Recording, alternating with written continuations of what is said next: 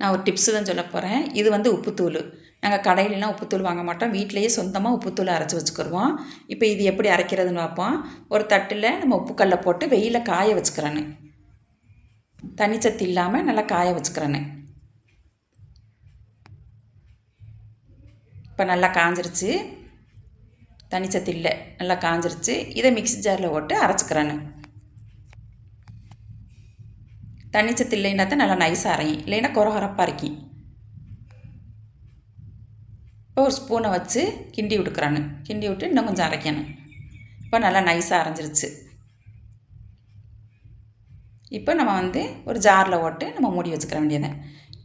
இப்போ நம்ம அடுப்புலையும் வச்சு இந்த உப்புக்கல்லை வறுத்து அரைச்சிக்கிறலாம்.